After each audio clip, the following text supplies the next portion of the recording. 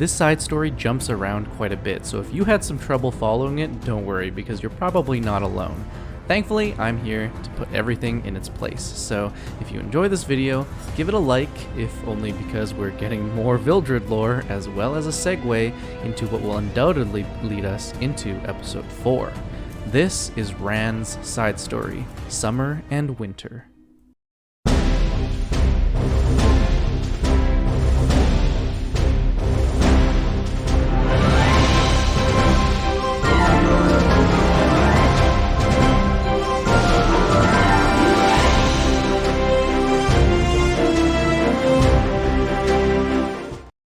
Taking place both in the past before Dian's sacrifice and the present after the events of Rass's endeavors in Eureka, we find Ran making his way through Britannia, although it is unclear what he has been doing since his encounter with Senya up in Eureka.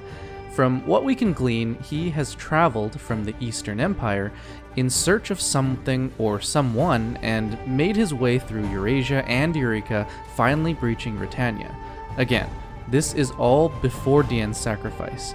This is rather strange, as Lunaris' barrier has not yet been erected, causing me to conclude that Lunaris erected the barrier after the Archdemon touched down, which is why Ran is able to enter Britannia without any hassle. The side story itself begins in a flashback, where Ran is recalling his last visit to Britannia, where he met a rather haughty swordsman. They had immediately engaged in battle, and although Ran was able to disarm him, the swordsman was able to apprehend one of Ran's swords in the process, the Sword of Summer Twilight, which should sound familiar for those of you that collect the artifacts. The swordsman, as we know as Vildred, immediately suggests that they end the fight, as he was just testing out Ran's skills and came to the conclusion that Ran was more than a match for him. Ran wonders if Vildred intends to keep his stolen blade, and Vildred responds that he's not a thief. Actually, Vildred, you are probably one of the most powerful thieves in your class, so this fits you quite well. Vildred attempts to return the sword, but Ran strangely offers it to him to borrow, to which Vildred is taken aback. As Ran makes his exit, Vildred rushes after him, and they finally introduce themselves to each other. Ran oddly notes that Vildred is quite cheerful, which is interesting and makes me think that this is also taking place before Charon begins implanting visions and nightmares into Vildred in order to lure him so that he can tell him about the past iterations of Orbis. Anyways, Vildred invites Ran to stay at his family's estate, which prompts present Ran to wonder why he felt he needed to leave the sword with Vildred in the first place. Ran reveals that these swords may actually have a mind of their own, as there could be an issue with having both the summer and winter swords in one's possession at the same time. He also notes that there is an evil within both swords. Perhaps more acolytes of Orbis, maybe? We'll just have to wait and see. We then find Ran in present day back in Britannia, stating that it has been more than a dozen seasons since he was last there. So this gives us a relative timeline of a little more than 12 years. This can be a little misleading because we know that Ran first came to Britannia before the barrier was erected, which was at least 20 years ago, assuming that all of the events in the game have been within the same year, which I think is unlikely considering how we've done more than one summer and winter event. While traveling through Britannia, he is spotted by Alexa Lovelace, who inquires about his whereabouts. Ran attempts to retreat, but Alexa pursues him and accuses him of threatening a nearby village. He evades the question, but eventually tells her that he was attacked by thieves and had to protect himself using extreme prejudice. Apparently, the thieves were after his many swords. Alexa kindly asks him to follow her because she is aware that he was also looking for information about the Dayern family, which coincidentally is Vildred's family name. As Ran has no time to waste, they engage in battle. Ran makes short work of Alexa, but is not trying to kill her and asks if they can leave things be, and with that he takes his leave. With a fugitive on the loose, Alexa calls in Iseria for backup as they investigate at World's End pub where Garo is bartending.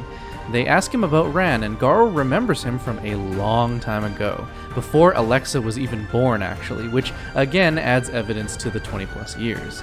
Garo explains that Ran asked for a deal, but it never took place and that he cannot expose the contents of the deal as it is confidential. It's kind of odd that Alexa and Iseria don't question this at all, this information being confidential, as this could be like a national security threat, or maybe they just know how powerful Garo actually is. And in that case, Smilegate, we're all still waiting for you to release Garo as a playable character, right? Ran apparently left back to Eurasia before the Archdemon attacked, but for some reason he has returned only recently. He also tells them that Ran is from the Eastern Empire, although I suspect he will be instrumental in our journey in Eurasia. I have a theory that Ran may be a stand-in for Vildred, as they are both powerful swordsmen, and Smilegate may be regretting that they killed Vildred off? Anyways, when Alexa notices that Ran's and Vildred's fighting styles appear very similar, Garo explains that Ran was at one point Vildred's teacher. We switch to Ran now, who is investigating an old settlement belonging to the Daeurn family. In a nearby town, he learns that the Daeurn family has been dissolved as Vildred's betrayal to the Archdemon has sullied the family's reputation into the ground. This is odd to Ran, who remembers Vildred's cheerful, excitable demeanor. Ran then recalls a time when he had taught Vildred how to use the dancing blade technique, Vildred's S2 to be exact. It would appear that Ran remained in Britannia until just before the Archdemon's arrival, and he had in his possession a uniform from the Eastern Empire, of which he gave to Vildred to use. During that time, Vildred would inquire about what Ran was actually doing in Britannia to begin with, to which Ran evades, of course, the question leaving Vildred to ponder. Ran reminisces about his conversations with Senya, recognizing that there are certain events that cannot be changed no matter how much one tries to interfere. The two swords in his possession had also begun to interact with him during that time, prompting him that he could have changed things. I'm beginning to think that there's some event in Ran's past that is haunting him to the point where he is paralyzed from moving on. A perfect issue for Ras to be the solution of. His thoughts are interrupted by Alexa and Iseria, who catch up to him and invite him to meet someone who will be worth his time. During Ran and Vildred's training, Tyrell Castle would send word to Vildred multiple times to return to the castle as war was beginning to strike. However, he would continue training. Vildred would playfully accuse Ran of being a spy for the Archdemon, considering how much information he knew about Tyrell Castle, which is another interesting thing because technically the first Archdemon would not have touched down yet, so either the Archdemon was already a part of the prophecy and is already well known before its arrival on Orbis, or perhaps Vildred's memories are beginning to leak through. Oddly also, it seems Ran seems to know about the Archdemon too, or doesn't really care about it.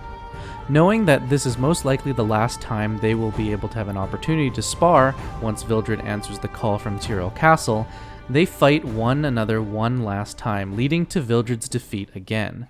Ran mentions how he cannot win if he does not fight with the intent to kill, to which Vildred questions if Ran had actually fought him with the intention of killing him, and that was why he had won. I'm going to take a little pause here and take some time to show you that in Ran's animations, he's actually using different swords in each of his attacks. His S1 uses the sword on his back, which appears to have jagged edges, and is why his S1 looks like a wide-range blast. His S2 is used by the two swords with similar red handles, where he activates them by slicing together their edges. And his S3 uses the Sword of Winter Shadow, which is the partially sheathed sword in his portrait. There is another sword that we never see him using, the one with the white hilt, which makes me wonder if there's some significance here for his story. So we'll have to wait and see with that too. Continuing on, Ran continues to recall his time with Vildred, and then has flashbacks with Senya, wondering if he could see them both again one day, to which we, the audience, understand he is not going to. In present day, Iseria and Alexa lead Ran to Ras. Unfortunately, Ran would already suspect that Ras had been the one who killed Vildred. In a blind rage, Ran attempts to kill Ras, but Ras, of course using his wide array of linguistic skills, explains to Ras that he had every intention of saving Vildred, but it was to no avail. Ran recognizes from Ras's eyes a look of one who had lost an invaluable friend and decides to believe him. Apparently, Ran has a really good eye for this sort of stuff. Or he's literally just using his gut feeling. Ras attempts to give the Summer Sword of Twilight back to Ran, but Ran refuses and entrusts it to Ras. Yeah, I'm beginning to wonder if there's something kinda messed up with that sword. Days later, on the way to Levulin Harbor, where Iseria, Alexa, and Sirmia had played beach volleyball, too bad Ran wasn't there to catch that, Ran is stopped by Alexa again, who again inquires about his whereabouts. Ran says that he will be boarding a ship back home, to which Alexa informs him that a delegation from Theronhand has been visiting, and Lady Iseria is to receive them here for their departure home, hence her absence. Ran questions why Theronhand is present, and they head straight for Levulin. Upon reaching the city, they are attacked by bandits, to which they make short work of. Ran immediately heads for the harbor, but discovers that he missed the boat by just a hair. He senses something and concludes that Ras may have taken the Sword of Summer Twilight onto the boat and is headed for Theronhand. It would appear that the Summer Sword returning to Theronhand is a very bad omen, and may actually be the reason for why Ran had given it to Vildred in the first place. I'm going to conduct massive speculation here and say that the MLK-Ron lookalike might actually be the original owner of the Sword of Summer Twilight. Just my 2 cents, with absolutely no evidence to support it. Ran then monologues that destiny is destiny and no one can fight against it, which is quite a similar theme to Bellion's version of Destiny where she controls everything. Hopefully Smilegate has a new angle to put or to spin on this theme. And yet the Winter Sword continues to call into Ran's ear. You could have changed it. Once Ran recovers his faculties, he asks Alexa if she can find him a boat that leads to the east. There is already confirmation that we will not be following Ras as closely in episode 4, so this side story appears to be setting up our journey into Eurasia from Ran's perspective, and we may actually be tailing Ras as he will undoubtedly reach the continent before Ran does. And with that final piece of speculation aside, this marks the end of Ran's side story, Summer and Winter. Oh, and also, if you didn't notice, Ran's eyes turn red when he is angry, and turn yellow when he is calm. Perhaps this is a Suin trait, as he is confirmed to be part Suin.